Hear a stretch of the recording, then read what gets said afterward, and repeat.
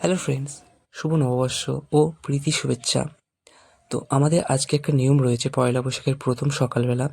প্রথম কাজ হচ্ছে যে নিজস্ব প্রত্যেক জমি জায়গাতে নুড়ো দেওয়া হয়। নুড়ো দেওয়া মানে হচ্ছে যে ঘরের মধ্যে কিছুটা আগুন ধরিয়ে নিজের জমি জায়গাতে বা যেসব নিজস্ব জায়গা রয়েছে তো সেইসব জায়গাতে দেওয়া হয়। যেমন ঘর, উঠান, বাগান, তো এসব জায়গাতে দেওয়া হয়। তো আমি এখন রেডি হচ্ছি, বাবা আমাকে ডেকে দিল তখন 4:30 বাজে। তো এখন রেডি হচ্ছি, রেডি হয়ে বেরিয়ে পড়বো একটা ব্যাগে করে নিয়ে। তো বন্ধুরা, দেখো আমি কেমনভাবে কী করি নোংরাটা। সবাই অনেকে জানো, হয়তো অনেকে জানো না। তো আমার সাথে থাকো, তাহলে দেখা পাবে। তো চলো, হাই বন্ধু, আমাকে কেমন লাগছে সেটাও কমেন্ট করে জানিও। তো এখন বেরিয়ে পড়ি। টাটা। তো এখন এই বেরিয়ে পড়লাম বেশ অনেকগুলো জমিতে। তোমাদের কাছে একটাই শেয়ার করব।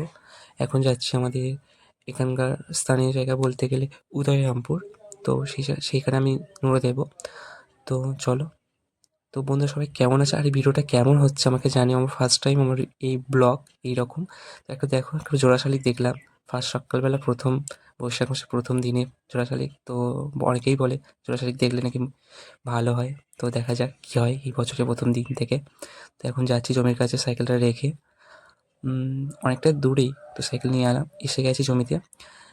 এসেই আমি নোড়াটা বের করলাম। তো দেখো নোড়াটা কেমনভাবে কী কেমন দেওয়া, এটা হচ্ছে নোড়ো। তো কিছুটা আগুন ধরিয়ে জমিতে দেবো। তো এটা দেওয়ার মানে হচ্ছে যে জমির মঙ্গল হবে।